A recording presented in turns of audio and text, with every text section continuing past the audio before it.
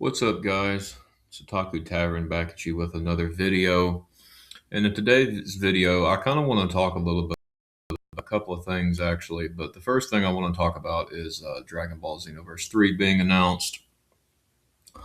Honestly, I'm pretty excited for this. There's some things I don't know how to feel about it, to be honest, but we're going to talk about that. Um, so, yeah, let's get into this. So, Dragon Ball Xenoverse 3 was announced coming to PS5 in 2027. And my question is who is this guy? Um, like where does he come from? It doesn't really. I mean, if he's a saint, where does he come from?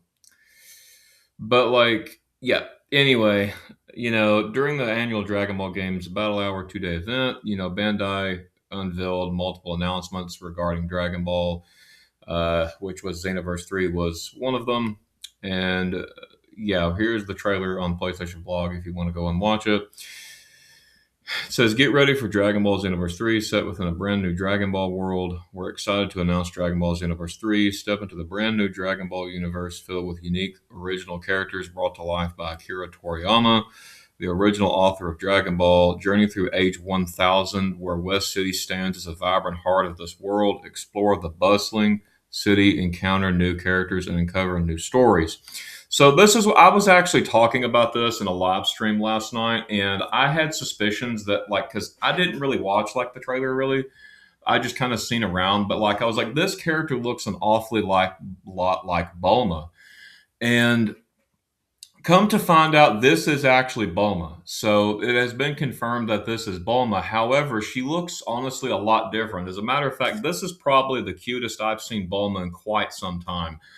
But like anyway, my question is how is she even alive in age 1000 to begin with? Because she should obviously be dead for centuries.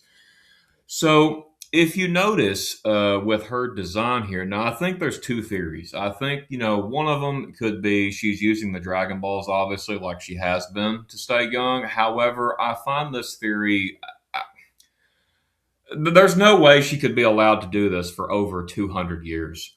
Like something's got to be different. Now, another theory is that she possibly could be the Supreme Kai of Time um, in this game. Now, I don't know if that would even make sense, but it is a theory. But I think the theory that's the most plausible is if you notice the ring around her neck is more than likely, I think maybe this could be a device that Weiss possibly could have given her to basically make her just stay young forever. So it's like, because obviously using the Dragon Balls for this it's a crime against time. So, like, I mean, I don't know how to feel about that, but it's like, take place in the story and experience what awaits in West City. Guided into the ranks of the Great Sand Squad, you'll fight alongside familiar and new allies as events there begin to take shape.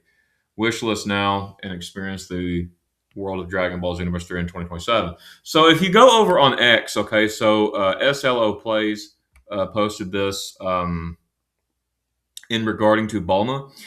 This right here, I think Bulma looks great in this game. I really do. Like that's that. I'm more of a Chi Chi fan, but like Bulma, she actually looks hella cute in this game. But like, if you notice the ring right here that I was talking about, that looks like something that Weiss possibly could have given her because it makes sense to work. Because see, if she had this, she would stop searching for the Dragon Balls all the time, to become young again, so it's like yeah, anyway, can't read the comments on this because I don't really do X, but anyway, and then another thing here is the final chapter of Future Saga 4 is going to it was revealed, sorry, in Dragon Ball Xenoverse 2. This is going to be the last DLC. I talked about this last night in a live stream, which is I can honestly just like it's kind of hard to believe that this is going to be the last DLC for Xenoverse 2. Like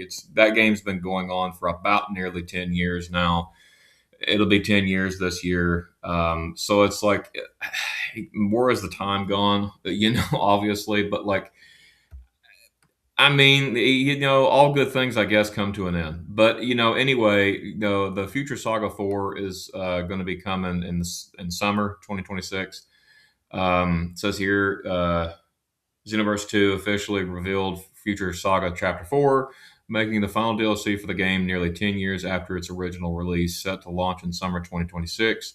This last chapter brings the future saga to a dramatic close, reflecting on everything players have fought for, protecting history, shaping the future, and facing godlike level power in a climactic final battle. And then here is the trailer above, and then this is an image here of Mira Toa, and then she basically like is able to pull like all these people, these villains out and up their powers, and it's like a bunch of them come out at once in the trailer. If you've seen the trailer, not going to spoil it, go watch it for yourself if you want to see it.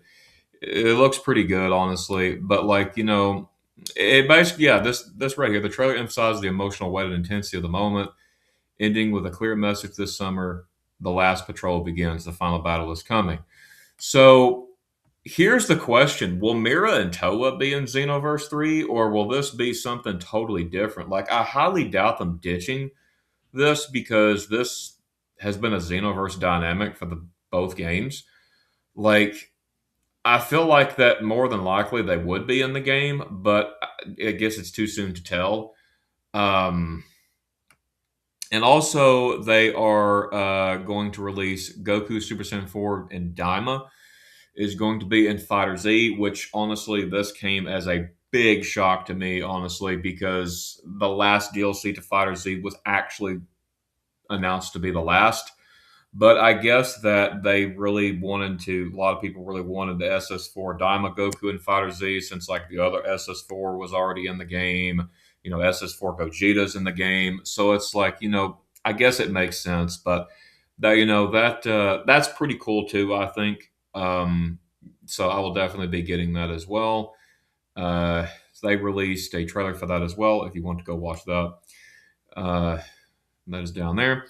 And then it says, watch how you can claim victory through sheer dominance, deflect every blow, and unleash a relentless offense with Wild Dash, a move that can further branch into four other techniques. Double combination, a striking move that's hard to counter even when blocked, making it easy to use in combos. Ranging strike kicks the opponent straight upward. If it hits, you can follow up with a super dash, and then power swing, a throw that can't be guarded against, but it won't hit crouching opponents. Quick move, advance while becoming invincible to dodge attacks effectively against opponents trying to counter a wild dash. Honestly, this character sounds like it's going to be pretty OP busted. Like, I used to play Fighter Z all the time on like online, right? Like, and I was really good at it. I won a lot of matches with it, had a lot of fun. Now when I play it, I pretty much just play it single player, but Daima SS4 Goku will release on April 22nd, which is in 2 days. And then probably, I guess, the second best thing in this I'm going to be talking about is the Sparking Zero Super Limit Breaking Neo. Now, this I watched. I'm going to say go watch this trailer because gosh, y'all, like this trailer was amazing. Like it showed 30 plus characters that's like coming to Sparking Zero. I hope this is not the final DLC to Sparking Zero. Like I really do hope that a second season pass does get announced with Sparking Zero. If it doesn't, that's going to really stink, but gotta hope for the best. Anyway, the thing that really stood out to me the most was the fact that you could play as Chilai apparently. I thought that was cool. Another one, like, I feel like another one, I've actually heard a lot of people talk about this. They feel like that Grandpa Gohan is going to be pretty busted within Sparking Zero. Don't know if he will, but I mean, it'd kind of be kind of funny if he was. But um, anyway, in the trailer, you can see playable characters like GT Vegeta, GT Trunks making the first appearance in Budokai Tenkaichi series, and their new costume and super attack for Goku Z End that represent a fan favorite iconic moment. Um, and then this is a another collab for Dragon Ball Gekenshin Squadra. I don't really play a lot of Genshin Squadra, to be honest. I mean, it's mid, it's all right, but like I mean, it's whatever. But honestly, there's supposed to be a new mode coming also for Sparking Zero, which looks pretty promising. Uh, just watch the trailer; you'll see what I'm talking about. It's great. There's so much content to really get into. Yeah, and Genshin Squadra also announced collaboration with Xenoverse 2. New hero skins and emotes based on Xenoverse 2 will be added to the game, so stay tuned for further information. For further information, that's kind of a weird way to write that. I don't know why they wrote it that way. Um, the first ever offline format world championship for this game has also been announced, and winners from different servers will be invited to Japan to compete for the title of world number one. Okay, that's pretty cool. But yeah, that's all in this article. But I do want to go back to the Xenoverse 3 thing. If you go over to Bandai, their site, when they posted this, it says the game combines an epic story driven RPG experience that will take Dragon Ball fans on an unforgettable action packed journey into this new universe and its cast of characters. Keyword cast of characters here. So this makes me think that all the characters that are in Xenoverse 2, like after this DLC, all of those characters, DLC, all of them included, maybe might just be all the characters in the base game of Xenoverse 3. I could be completely wrong about this, but I'm not the only one that thinks this. But that honestly is a massive roster for Xenoverse 3 already without the new characters coming from Daima, and apparently there's characters coming from the Super manga. I don't know if that's true, but you know, that right there is, I think that's going to be pretty interesting. I'm kind of curious to how this plays out. I'm kind of curious to how Bulma's character plays out. Like